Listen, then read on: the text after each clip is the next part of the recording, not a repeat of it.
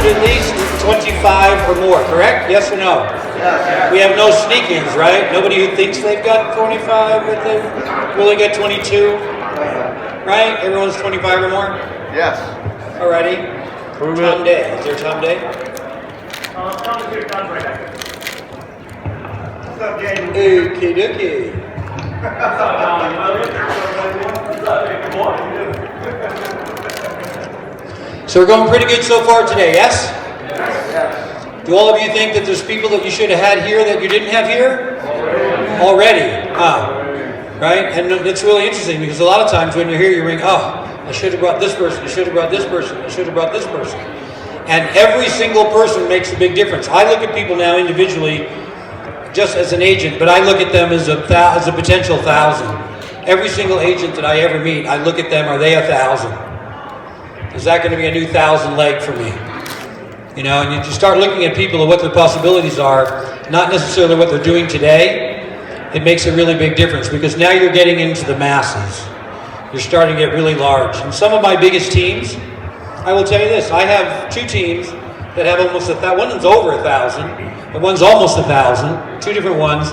As Jay said, who's never sold a house. Can you imagine that? But they've had the ability to attract over 1,000 agents to the company. Because there are 2 skill sets. 2 skill sets. One is in selling and developing real estate. One is in attracting agents. And that is a skill, and that is a skill set. Don't try and do it yourself. It's a team play, without question. Well, I will tell you this. If you start off by saying, before you hold your questions, we've got about 45 minutes in here. So as you come along and you've got questions, we'll open it up to questions throughout the time, because this is the one, I always tell people, how honest do you want us to be? On a scale of 1 to 10, 1 will lie to you so you feel really, really good, and 10, you know, we're going to, and you're going to go, ow, and you're going to know the truth. And I always ask that. So I have to be very, very careful when I talk to new people, because they are naive and tender. Yes? Do y'all realize that? Yes or no? Without question. So we'll talk about, I want to talk about a little bit, or ask you, what have you found to be, now that you've got 25 or more, I think you're over 40 now, right? Did you get right at 40? That's really tenuous, because that 39th one costs a lot of money. A lot of money. For me, it's over $350,000 a month. Losing that one. So that's a 39 to 40. That's a big difference. What do you find, let's say, is your 2 biggest things that are coming up now most often as you're working with those, well, now you're 40 people? Well, I think the biggest things that keep coming up are everybody wants to get there fast, right? So you got new people coming on or whatever, and they say, okay, just tell me, what do I have to do? Right? And you lay out a couple things. I always just start with, okay, so what would someone think of you if they looked at you? What's your digital body language, right? So if they were to pull you up digitally and look, would they even know you're in real estate, or they think you're selling candles, right? Do you even say that you're with EXP? What would they think? Would you be a person that would instill confidence in that? And then I say, you know, show me what you invest your money in and show me what you invest your time in. I can tell you what your results are going to be. So I always say, let's start with 4 hours a week. Pick 2 hours twice a week that you're going to invest strictly in your career. And I say, that's the first thing. You don't even spend any money. It's the first thing. I know. I'll do that. Give me everything else. And they want the meat before the milk, right? They want these advanced techniques before they're even willing to. Do they look for the magic pill? They say, what's the magic pill? Absolutely. Yeah, absolutely. So that's always the big thing is, you know, and everyone, you know, they're just like, I'm sure like a lot of people in here is, they want your results without falling in love with the work. So you can't just say, I want the medal. You've got to say, I've got to fall in love with the training part of it. And so I think that's always the big challenge for me and probably for all of us. I would probably say that everyone wants that shiny bullet, the shiny object, and how do I just make this happen immediately? But consistency trumps everything. I'm sure many of you heard the saying that you're not great until you're consistent, right? So I always just encourage people to, whatever you commit to do it consistently. over a consistent period of time, whatever that relates to in real estate business, sales, as well as agent attraction. And then I would say the second thing is get in an accountability group.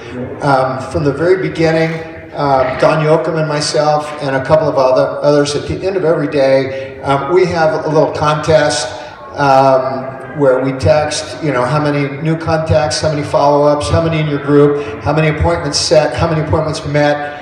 And the loser of that contest is, has to wear a sumo contest. And so where's Randy Bird? He's going to come in a sumo contest. Oh, just kidding.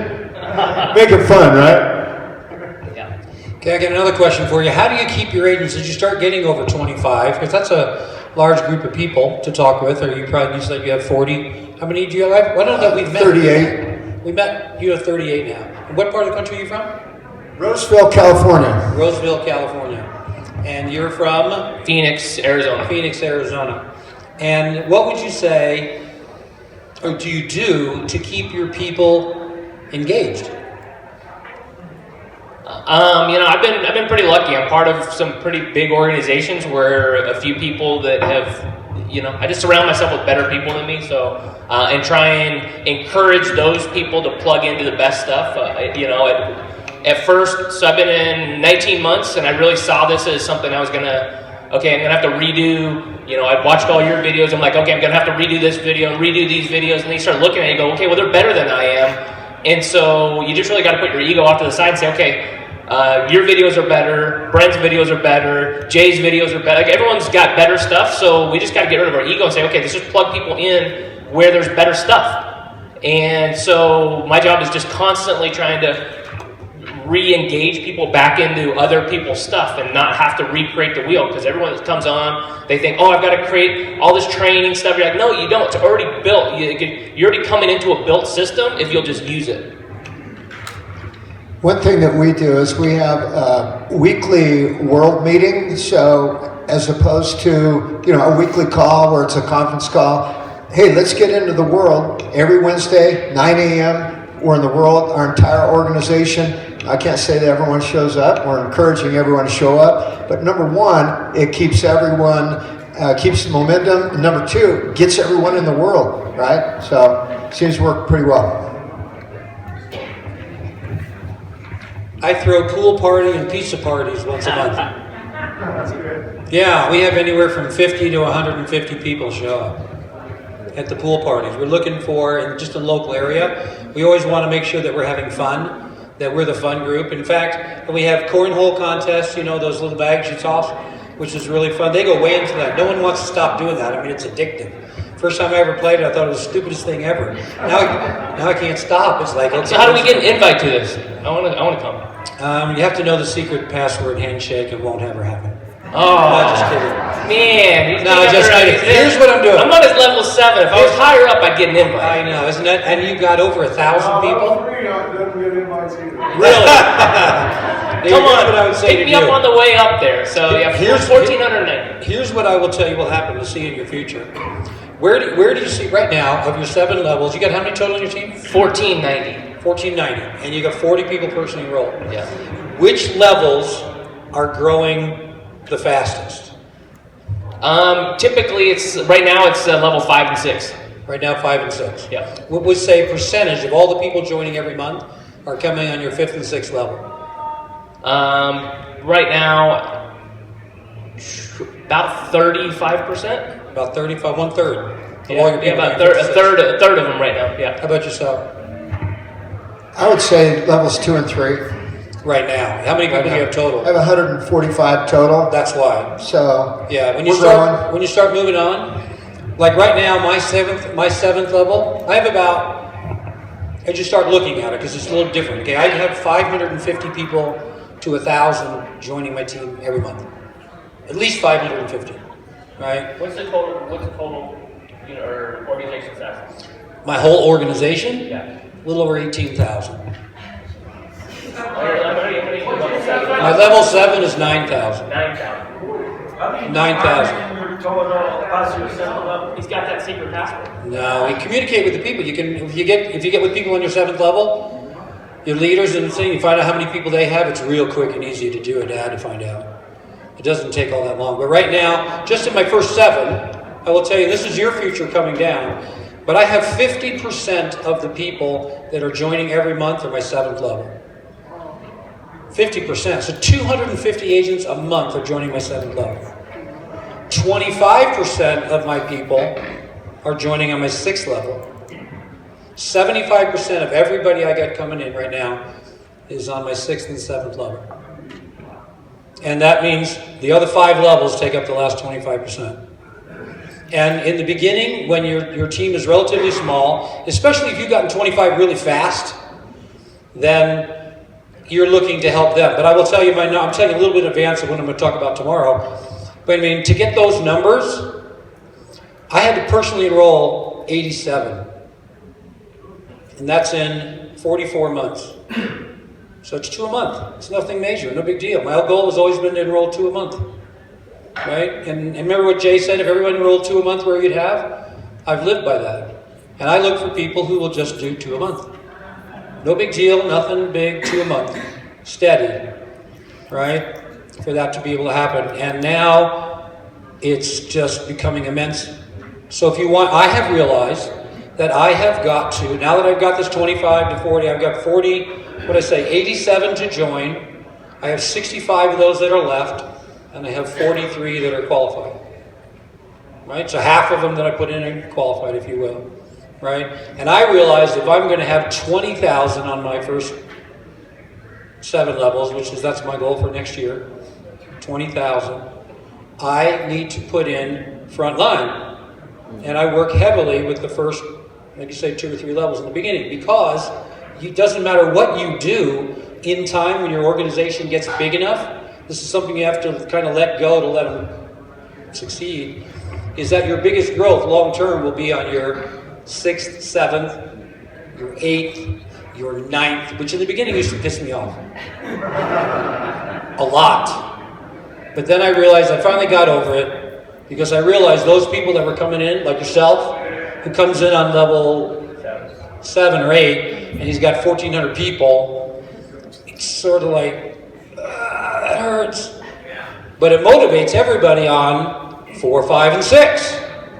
Beyond excitement, right? So I got over it. It took me a while to get over it. For the first, I had to drink a couple extra to get over it. But I mean, I'm telling you, that's what's going to happen. And long term, I realize if I'm going to keep exceeding, because it's sort of like a diamond shape. You'll find this out as you go, that, and I have all the numbers for tomorrow, but it sort of spreads out like this. Same thing happened when I built Keller Williams, same exact thing. Okay? I had so many here, and they were more, and it got to the point where it was the biggest, and then it got sort of like this again, sort of like a diamond. And as the diamond moved down, as your organization ages, that diamond, and that big width starts moving down. Well, right now, my business today, right now, my diamond, the biggest bulge, is my level 8. Right now. Right? And so in order for me to recorrect that coming long term, you want to hear what's coming in the future, is I have to go back and put in another string of frontliners. And I've always said the number 100. I've always said 100 is your deal. To personally enroll 100. That you can be able to do that. Go ahead, Gene. Yeah, go ahead. Just a quick comment. He said 2 a month. Let me ask you all a question. When's the best time to attract agents? What? It's when you work. Write it down. It's a big myth. I've heard so many people say, oh, no, Gene, they're so busy in the summer. You don't know. They're busy in the summer. Oh, no. They won't talk to you during Hanukkah and Christmas. It's when you work. So the 2 a month thing is real. I've had my best months. I've been attracting agents for 30 years. One December, I recruited 4 people. The next December, I recruited 38. It's when I worked. So I want you guys to say this. You can hear Brent from frickin' Puerto Rico. You can hear him in Puerto Rico. There's twice in Puerto Rico I said, Brent's here. Brent's here. But I wanted to throw that out because when he said 2 a month, it's real. It's real. And then you go, how do I do 2 a month? And you don't think it's really hard, but it is. Because you have to be in the game all the time. Right, Don? You know, if I can add that 2 a month deal, when I first joined Keller, I just wanted to make $100,000 a year in a profit share. At $100,000 a year, this is 20-something years ago, not today. 20 years ago, I wanted $100,000, not a month, $100,000 a year. And my goal beforehand, when I was selling, and I was an independent agent, one agent, I didn't have a team, no assistant, it was just me. You know, I didn't know teams. Teams weren't really that big of a deal back then. And so my goal was to get 2 new listings every month. And I spent all my time and money to get 2 new listings. But back then, we used to get calls off signs, right? And so I knew that if I got a listing, I generally averaged about 1 buyer per listing, pretty much. When I went back, some more, depending on where they were, but on average, about 1 extra buyer per listing. So my goal was 2 listings a month. I knew that would drive 2 buyers, which would give me approximately 4 deals a month, which would give me 50 deals a year, and that was my goal. And if I hit that, I felt pretty good. And the only thing I did when I came back different was that I wanted to do, when I left Realty Executives and I went to Keller Williams, my deal was 2 listings, 2 buyers, and 2 agents a month. That was it. 2 listings, 2 buyers, and 2 agents a month. And they had a 3-year vesting period, so I knew that if I did that for 3 years, that'd be 36 times 2 is 72 agents personally enrolled, which was 6 times as many as Althea Osborne, who had been the number 1 earner. She had 12 people personally enrolled in 16 years. Not even, and I asked her why only 12. And this is the thing that shook me. She said, because I never thought about it. It wasn't part of my business plan for a long time. So I thought, what if people made it part of their business plan? Not the only thing they did, but it was just part of their business plan. And I found out, so that I said, I want 2, 2, and 2. But it turns out in the first 6 months that I was with Keller, I enrolled 30. Way more than I thought I would, because I discovered this little easy fact was, it's easier to find real estate agents than buyers and sellers. Right? I mean, buyers don't wrap their car. I'm going to buy now. Real estate agents wrap their cars. They put satellite dishes in their head. They got everything all over. So it was never like I was going to go after it and stop everything. It was just to be steady, because I know that if I'm steady, I know that chart that he has. I said, I just want to do something that everybody can do. I said, and what Jay said is, if it's not duplicatable, it's not worth doing. And I knew that 2 agents a month was very duplicatable. There's some people put in 10, 15, 20. That one dude 60 or 70. I mean, even with what's going on, I don't think personally I could do that. Maybe I could, I don't know. I don't want to, but 2 a month I can do. And over time, it's not a get-rich-quick deal. It's a get-rich-for-sure deal. If you just are steady. Let's add one stat. Now, you guys have heard this stat. I actually kept track of it when I ran the 2nd largest Keller Williams office ever, 641 agents. And I kept track of it because I had people that were there 30 years at that office. 30 years. And they would say, well, you don't understand. Why are we taking new people? And I got that a lot. And by the way, if I ever hear that from you all, you're not my friend anymore. How many in here, raise your hand if you were ever new? Got news for you. Bugs me. Bugs me when I hear, oh, we don't want to take new people, do we, Gene? I said, yeah, okay, great. There's a stat, and when I saw NAR put it out, I almost could not believe it, that about 70 to 80% of the business that's going to be done 5 years from now, 2024, in the whole country, is going to be done by agents that don't have their license yet. Let that sink in. You're not in that group. And I heard that and I kept track of it. Literally kept track of it year by year, because I would have agents go, well, Gene, why are you recruiting 36 people in a month? And I said, well, just so you know, they outproduce you. And I kept track of it year by year. So the saving grace in that is the 2 a month thing is so doable, guys, because they aren't even here yet. Right. Is that okay? So don't get over the fact that it's done. It's over. We're going to be doing the 2 a month forever and ever. Right. So I have a question for you guys. How much time in every day when you talk to people, and you come along, do you talk to them about real estate, that you're in real estate, or do they want to buy or sell? How much of your life, when you meet somebody, do you think that? Do you initially think when you see them, are they going to buy or sell? Can you refer someone to me? Is that a conversation? How many houses? You sell a lot of houses. I mean, in Texas, it's called a shit ton. It's a lot of houses. They teach that in grade school. A shit ton is just bigger than a truckload, which is a bit, but I didn't learn that in Arizona. I'm only saying that because they teach that in public school in Texas. That's all. Right? Not very good. It's not usually one of my first thoughts, so I'm probably not ideal for that. Well, that's all right. What's one of your first thoughts? Maybe I shouldn't ask that. Probably shouldn't ask that, right? Just to see if that's somebody that I even want to be around, right? And kind of going back to one of your things that you realtors. Yeah. I'm just talking about anybody that you meet, period. Absolutely, is just being a lot more selective about what energy vampires and things like that. And I think one of the things that you coined early on was we're looking for people that are looking for us. And I think that's in my real estate business, and then also in looking for partners and stuff. Is this somebody that I want to hang out with? And if it is, then that's something I really want to try to go. And, if not, probably still take them, but it wouldn't be somebody I want to hang out with, I guess. Okay.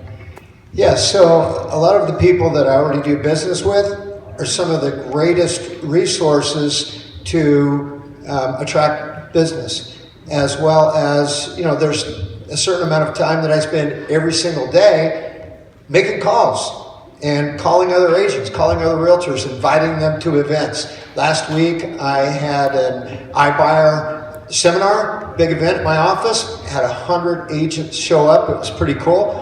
And I've had a lot of agents that have reached out to me afterwards. They heard about the EXP platform that's coming out, and they want to sit down and meet, talk to me about, opportunity, whether on the team or at EXP. And one of the best scripts that I really, really like is when I call someone, I just ask them. I just flat out say, would you like to get together, grab a cup of coffee for 30 minutes and talk about the only thing that matters, and that's you and your business? And they go, well, yeah, that sounds great. And of course, meet with them, have a cup of coffee, and they always ask, well, gee, so how do you like EXP? How are things going? So Gene was talking about statistics. So there is a statistics that used to be every 7 years an agent would make a broker change. Then it was 5. Now it's down to 2 years. Every 2 years, an agent will make a change in this business. So our job is to really have a database or a circumference of relationships with agents, so when the time comes and they're feeling some pain, agents will make a change for one of 2 reasons: move towards pleasure or move away from pain. And it's usually to move away from pain. So you're the go-to guy when they need to move away from that pain. Have you guys ever heard the term FLQA management? Yes? Who's never heard of FLQA management? Never. Raise your hand high so I can see. Never. Okay. Because when you start getting a lot of people and you're above 40, because you're 25 plus now, you want to get to 40. What I find is, I would probably say, conservatively, almost every single person except 3, once they got over 30, stayed at 33 or 34 for like a long time. And I said, you did a lot, you got to 33, get 6, 7 more. Boom, it's the 7th level. Well, they're not thinking about that a lot of times because you might not have anybody in your 7th level. Not yet. How far down do you have? You got 120 people? They're down through your what, 3rd, 4th?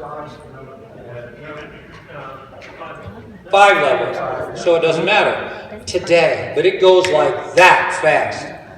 I mean, really, really quick. So when you start, one of the things you want to start thinking about, and I started doing this lately, is tracking all my personally enrolled. I have a spreadsheet that tracks all my personally enrolled, and I go through the back office when I see the deals, and you know how you can pretty well close, I have to find out to verify this, but used to be able to go into your back office, and where it talks about the deals that are being done, and you can see the agents, you can see the deal, they used to show the address, the deal, how much your commission is, and you know they're on their first level, it's 3.5%. So you take that commission, divide by 0.035, it'll give you the commission that they had.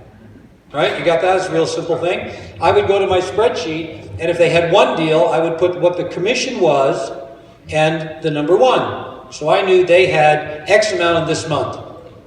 Right? I don't know if they had a full deal or a partial deal, but if they split anything, even 5% with someone, that doesn't count as a deal. It counts as a partial deal.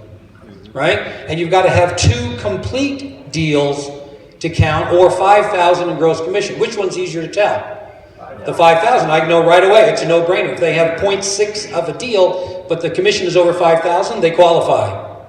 You follow that? And then I would mark out the next 6 months in yellow, so I know that agent is qualified for the next 6 months.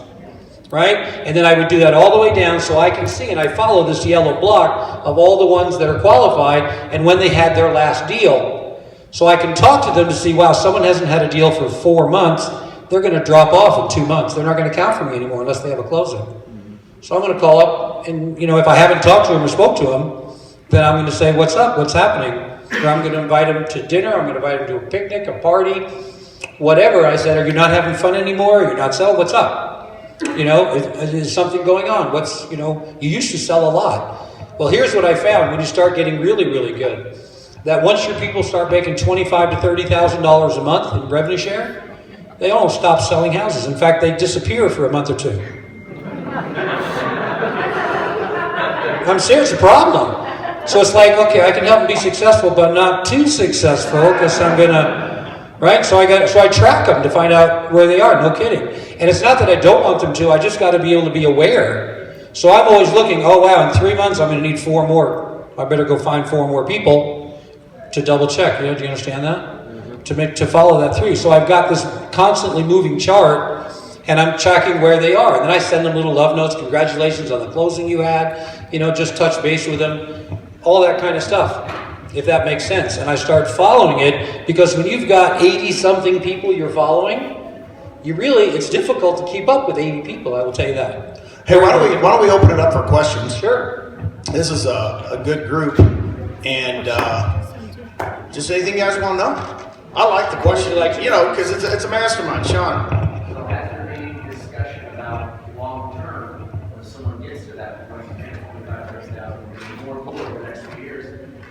Is EXP going to do anything where eventually your frontline personals, after a certain amount of estimate time, maybe they don't have to be someone else, and you can still qualify? The question, I am on the board of the company, but we've never talked about that. What we've talked about is this. Shit. If you have someone... No shit. I want to get invited to a board meeting. No.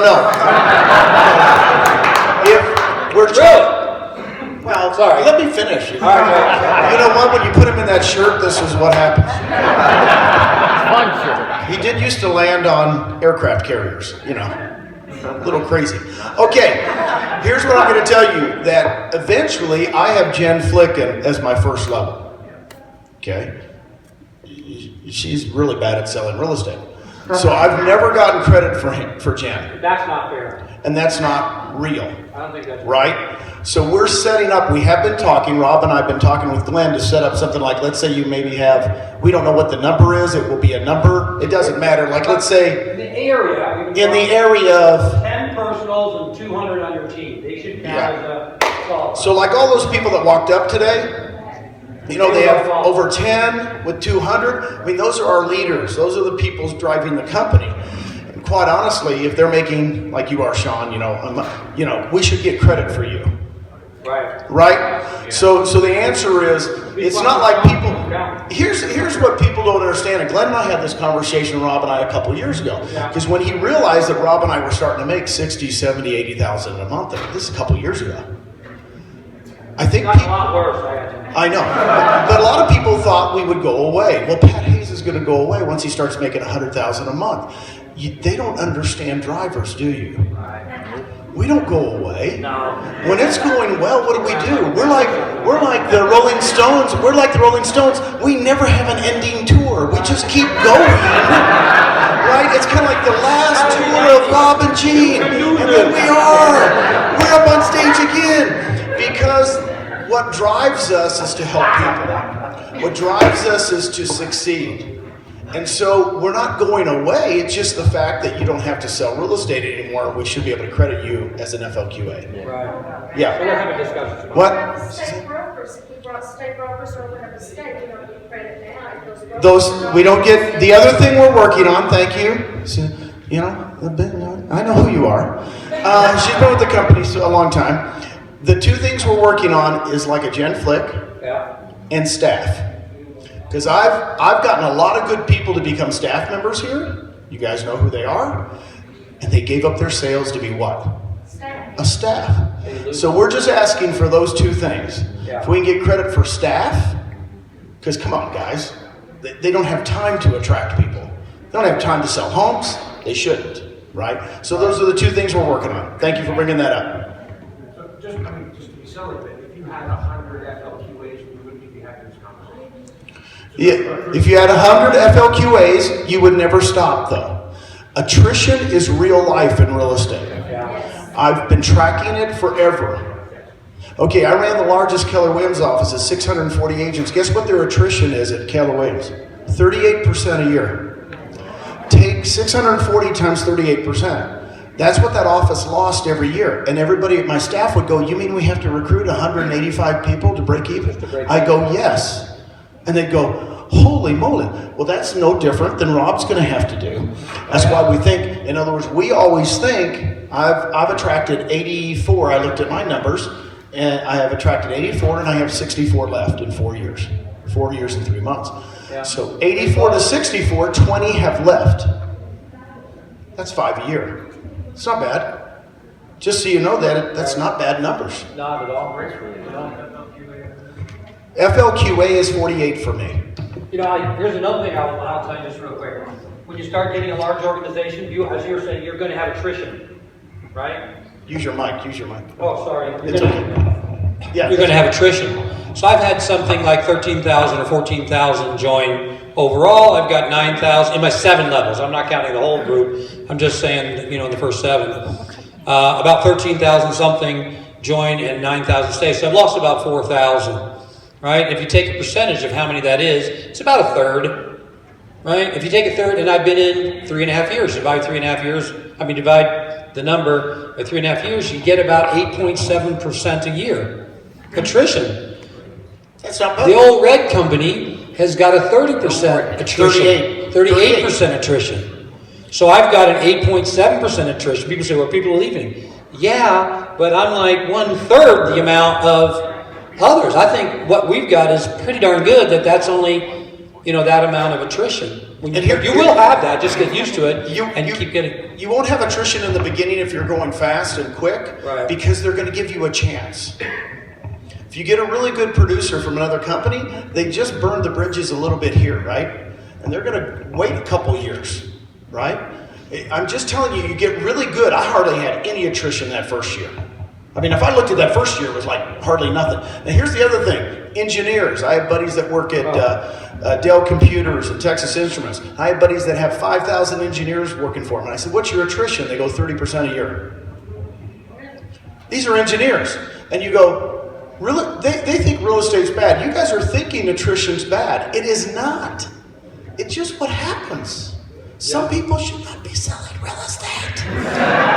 He's really true. Those people, my wife calls it thinning out the gene pool. Nothing personal, Gene, but I just realized what that was. That's Gene. Okay, Albie? Yeah, I was wondering, since you guys are master trackers of all, Yeah. I've seen your book. Have you tracked the attrition of actually, because I looked at mine, and most, I think it was 70%, didn't even sell a house. Yeah. So it wasn't like they were bringing any money to the company. Right. Anyway, Well, they gave the guy. yeah. Did you guys track that at all? Yeah, I do to a degree, but it's also the kind of thing is, I only work with those who show up. Yeah. Here's what I know. 4.8% of my entire organization, 4.8% have enrolled 5 people or more. 4.8. That means 95.2% of, and that's almost the whole company, has enrolled less than 5. So we have 4.8% of the company driving the whole deal. I know that not everybody's going to get it, but not everybody sells 500 houses either. I bet if you reverse it, you're going to find it's even a smaller percentage of people that sell 500 or 1,000 or some houses like that. You know, they put together these massive teams. So I realized I don't have to deal with the masses. When my life became easy is when I started tracking those who showed up at the lunch and learns regularly. In fact, my track record of people showing up at the lunch and learns is pretty much 100%. Those who come every single week grow consistently. Those who do not show do not grow, even though they talk a very good game. And they always tell me what they're going to do. I said, well, I just want to see you at the lunch and learn. That's it. Because the lunch and learns, by the way, part of the system is, it's not just for showing it to new people so they can see this. It's for reminding the people who are with you why they're with you. And you want to keep that 5% motivated, and you will blow up to tens of thousands of people. We kept thinking it was going to be a bigger number. Gene and I looked at, went through my organization, went through your whole deal, and we both independently looked and went through and spent like hours. Gene's quicker and faster. He's smarter than me, so and our numbers were almost exactly the same. And then we checked with the company, exactly the same. It doesn't matter how much we motivate them, how much we teach them, train them. 4.8% get 5 or more. But what we've been able to do, sorry, I'm done, is because of what we do, we've been able to get those 4.8% to not get 5, but to shoot for 100. And that's where the people are that are making the big bucks, the ones that are doing that. Go ahead. So not now, in your first couple of years, how much time a week did you guys spend supporting the downline? Supporting the downline? Yeah, the first couple of years, not now. Every day, every hour, every day, every second. Yeah. Just ask my wife. Now, This is a once in a lifetime gig. Yeah. So and then by the way, it's 4 years and 3 months later. Ask my wife how much I'm on the phone now. Yeah. It's not that people are weird. We are not in the depression. Quit thinking like your parents and your grandparents. You guys are a lot younger, so it might be your great grandparents. They saved everything and they still take the bread, things that come in the bread, and my grand, she'd wash it out, she'd hang it up, and she saves everything. Quit thinking like that. The problem is we're workers. Our generation, our generation, I have 4 brothers and a sister. They all work so hard. I just don't understand it. What's in us? I'll answer your question. When I first got started, for the first 2 months, I did nothing. Literally. I made 10 phone calls, got 4 people, didn't do anything for a couple. He convinced me to go to the convention. Not the convention, the one after that. Oh, the stockholders. Stockholders. Because I joined in January, put in 4 people, I think, in January. Didn't do anything in February and March. In April, I went to the deal, and I saw and heard what they're doing, and I said, oh my God, I think they know what they're doing. I think this is going to be really big. I told my wife, I think we should start putting some effort into this, and she says, yes, you should. And then, in May, I started, and my goal was 5 or 6 presentations a day. And now how I did it, old school, right? I was before the internet. Remember, I grew up when phones were bolted to the wall, and high technology was a 50-foot Radio Shack cord. That was high tech, right? That was privacy. And so what I did was I set myself up at a coffee shop. This is what I did. I'm not saying you need to do this, but this is what I did. I sat myself at a coffee shop where they didn't bother me. They had good internet. And I talked to a person and showed them the presentation. I said, who do you know right now that we can show this to? Let's text this to 5 people right now and say, hey, I'm over at such and such with a coffee shop. I'm over with so-and-so. This guy's got some amazing things going on in real estate. Can you pop by for 20, 30 minutes real quick for a cup of coffee? They'd send that to 5 people, and we'd get 1 or 2.